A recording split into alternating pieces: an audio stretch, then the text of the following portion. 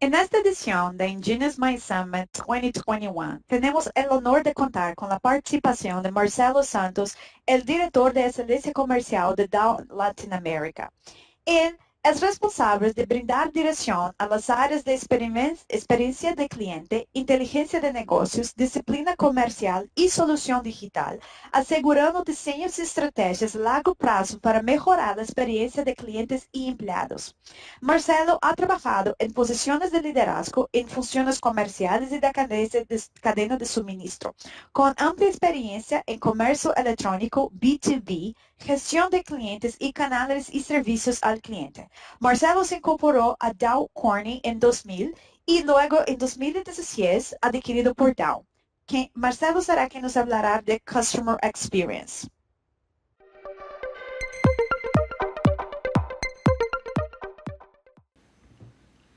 Hi, hello everyone. My name is Marcelo Santos, Commercial Excellence Director of Dow Latin America. It's a pleasure for me to be here today as part of the Ingenious Minds 2021.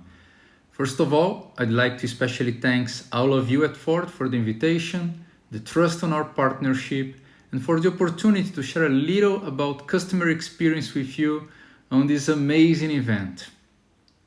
Just so you know, Dow is a company driven by a commitment, an ambition, to become the most innovative, the most inclusive, the most sustainable, and the most customer-centric material science company in the world. With that, you can imagine how customer experience, our topic today, is relevant to us and close to our hearts. The most customer-centric material science company in the world. And for the last 7 years, out of my 21 years working at Dow, I have been working to support this ambition, working on understanding our customer journeys, how they connect with the internal journeys of our employees, and using data to design, redesign, and improve experiences that would match customer needs. And with this view of customer journeys and experiences, I'll try to share 3 of the key aspects of what customer experience means. A general CX concept, but trying to take it more on a B2B level instead of a B2C one. That is commonly what customer experience experts usually talk about, business to consumer. We will talk more about business to business. The importance of connecting the customer journey with the internal journeys and the data piece on this process. So first, what's customer experience? You know that 1 to 5 rate on experience that you likely have seen eventually even responded today using an app, iFood, Uber. How do you rate the experience?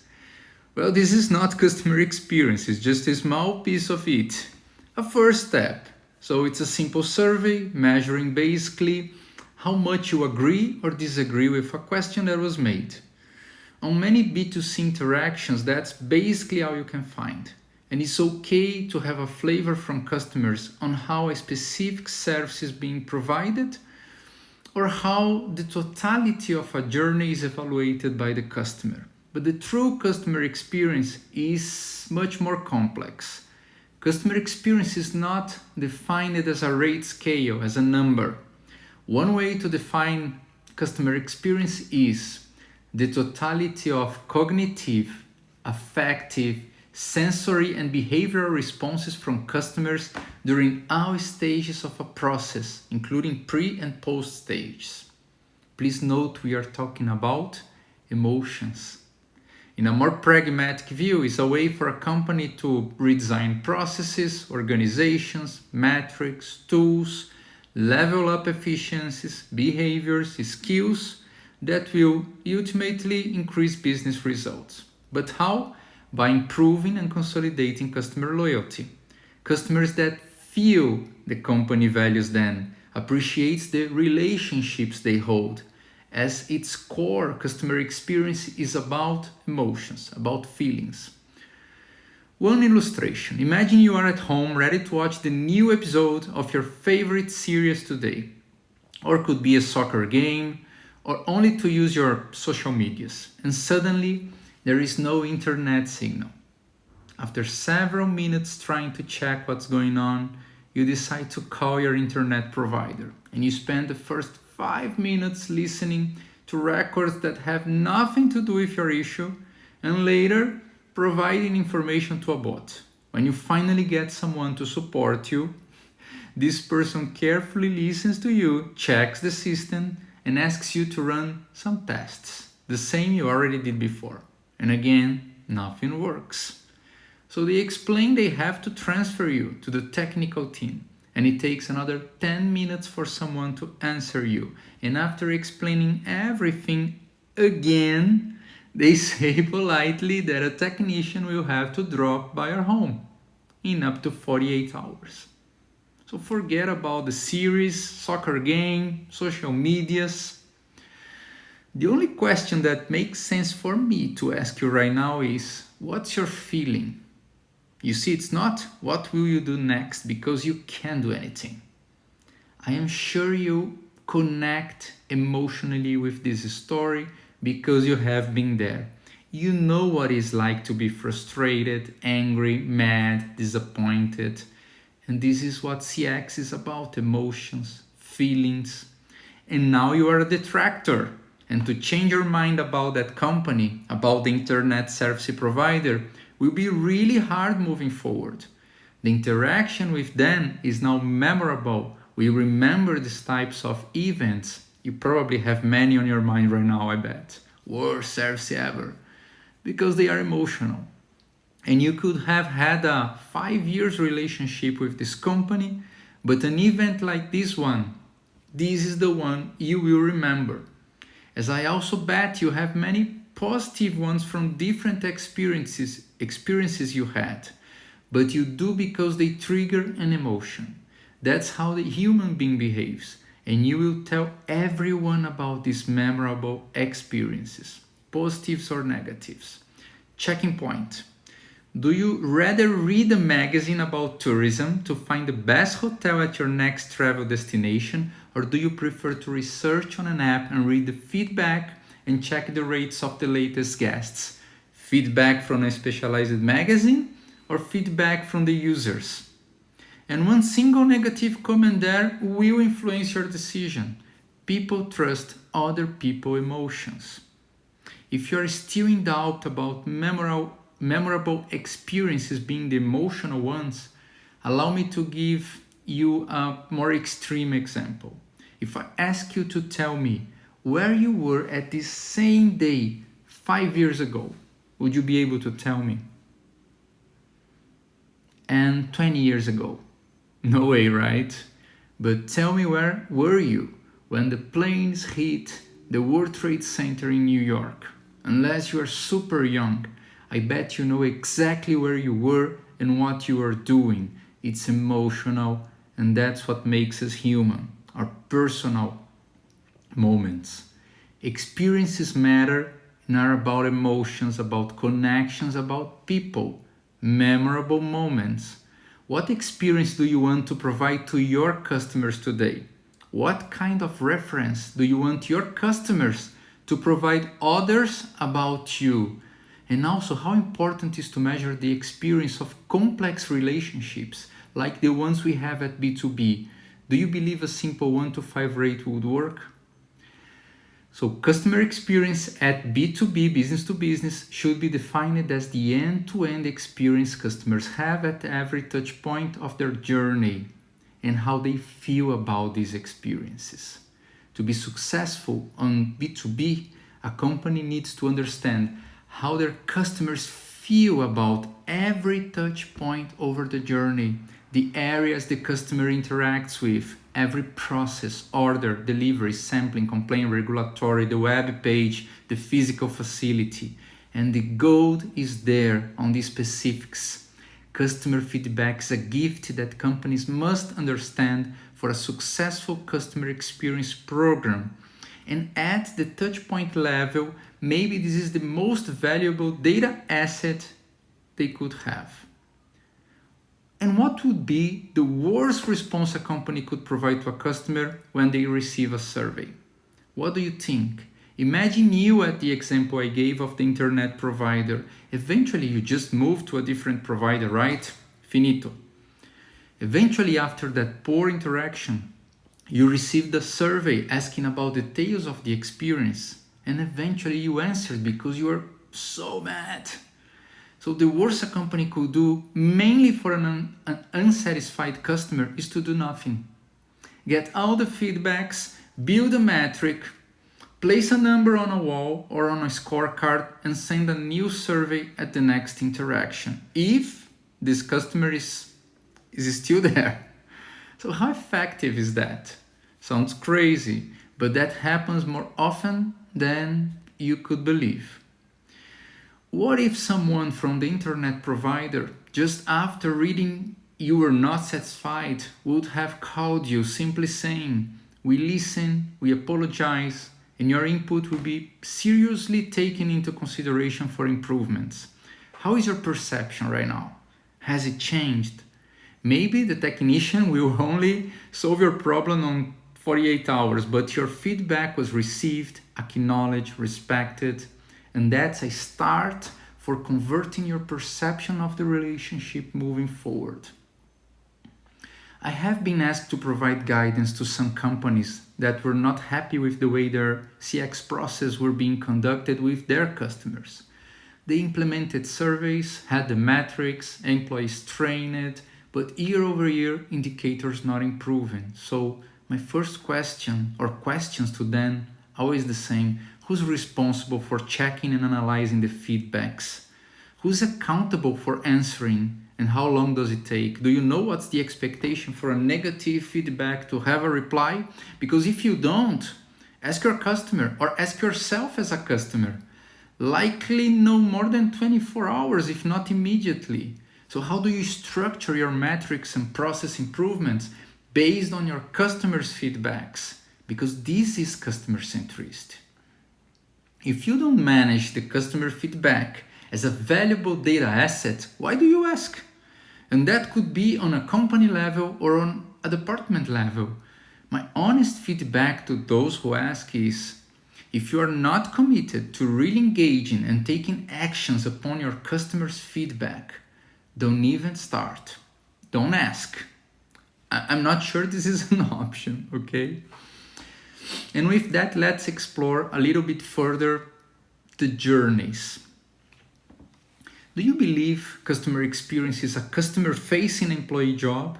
HR partner, procurement specialist, site operator?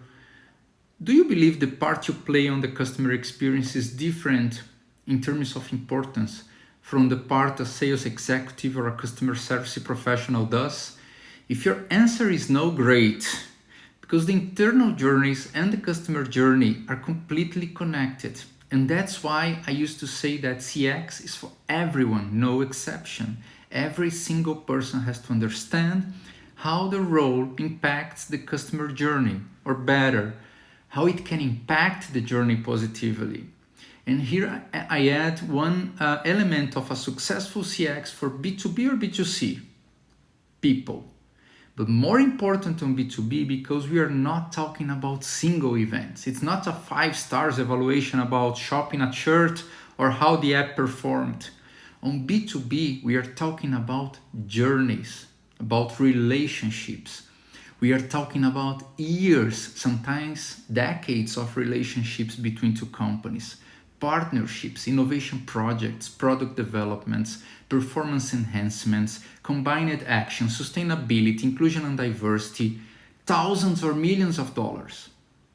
We also have to consider that eventually we have multiple persons at the same time in different levels between the companies collaborating. Sales, technical teams, finance, executives, EH&S, warehouses. Who understands the pain points, the areas of opportunity of a touch point better than the people that work on it? If the customer is frustrated with something, likely the employee journey on that same touch point is also frustrating. If a customer is excited about a new opportunity, likely the employee is also excited about that same opportunity. So imagine how powerful it is to have these people that now understand and personally connect with the customer journey, working with the data that is available. Imagine these people being part of the design of a new improved experience.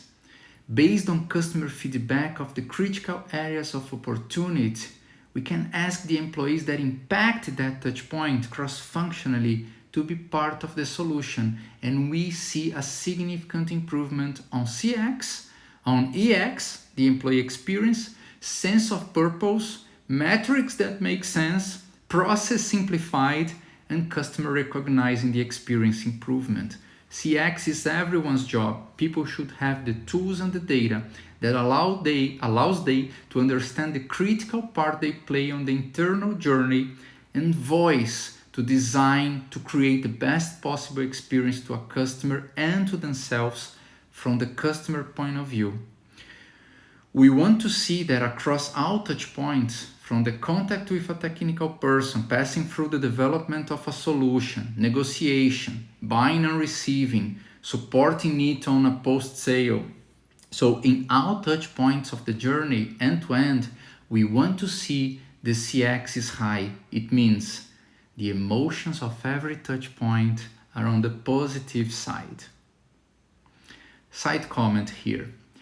There are amazing tools and methodologies available for that. Journey mapping, I think, is the main one, but also design thinking, agile, change management, all can be used on a spot basis or combined to measure, to map customer journeys and connect them with the internal journeys so a company can identify the gaps, ideate, and transform the tools, the process, the teams, the skills, the metrics, start having scorecards that align and focus on CX. And I can tell you something, CX sometimes is the element that connects everything, all functions. But CX sometimes is tricky. Another illustration for you. There is a case about a medical clinic. After going through an attendance, all patients were asked to respond to a survey. And the survey had a 1 to 5 rate for every part of the journey inside the clinic, every touch point. And another question for the whole experience. Most patients evaluated touch points, so departments, at 4 or 5, but overall satisfaction was super poor, 1, 2, 3. So reception 4, x-ray 5, waiting room 4, access to the clinic 5, the doctor 5. So how can it be that touch point indicators were mostly positive and overall rate was poor? What's wrong here? Every single department was okay, but the journey was not okay. So the patient at that example had no clue where to go from one point to the other until they were called or had to ask. No one informed the next step. No connections between the areas. After the last exam, the attendant said, "Now you can go through that door." And patients found themselves at the parking lot like, what now? Should I return to the receptionist? Will they call me? How long for me to get the results? So a broken journey, poor overall scores. I used to say, I can't have green indicators all over the place, inside out metrics, and the journey, the outside in metric, is red. You see the importance of having a cross-functional approach, how important it is for everyone to connect and understand at least the previous and the next step of the internal journey. Can a company perform in functional silos like that clinic? No way. And how can we understand we are not? Going deep into the data, digging that gold, customer feedback, and eventually, besides analyzing the data, interviewing customers, asking questions. Now they know the most unhappy patients, or eventually even the ones the clinic lost. They can provide amazing information that will allow them to redesign the internal journeys to support the customer journey. And in that case, they did exactly that. So we talked about CX on B2B. We talked about the importance of connecting the customer journey with the internal journeys and vice versa. Let's consolidate better the data piece.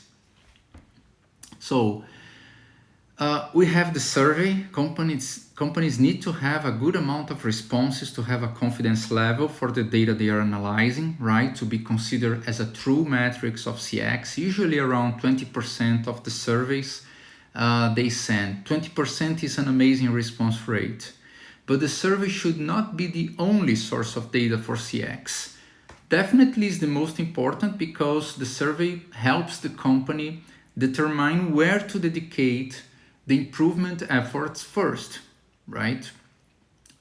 But there are other points. Eventually, after you find the most critical touch points, you can interview the customers, adding granularity to this solution design. You can connect all of that with internal inputs from employees, your process data, your performance indicators. But nowadays, there is the digital transformation, right, in the world, and most companies are now going through that. So the amount of data that is available is huge. It's critical that we learn how to mine, analyze, correlate, and integrate digital insights from all fields into the decisions that are made. Imagine how powerful it is to connect data insights from how customers navigate web pages to personalized market campaigns, from comments on social media to new innovative customer-centric designs, from end-to-end data into traceable chains that could improve a sustainability claim, from learning how digital impacts me and my job and adapting to use the new data technologies and methodologies in my favor to benefit my customers. So B2B is relationship, right? It's trust. Companies working together for years, partnering to succeed on innovation, sustainability. Digital transformation is revolutionizing the way companies work together. How to integrate facilities, 5G, Internet of Things, sensors, how people interact, exactly what we are doing here today, but at every relationship level, collaborative tools, the speed of innovation with predictive intelligence, algorithms. So what's on the core of all of that? Data. But what transforms the B2B relationships? People. So, and from now on, people who can understand data and drive decisions and behaviors using that data will succeed. I heard last week an interesting comment: technology will not replace people. People will be replaced by people that adopt technology faster. That will be the same with companies, and we should apply that to the relationship. And with that, I think we close the key aspects of our talk today: CX on B2B, journeys, and data. Please allow me to share with you a final message before the questions. Recently, I was reading a new book to my kids named Big Panda and Tiny Dragon by James Norbury, and I saw this illustration.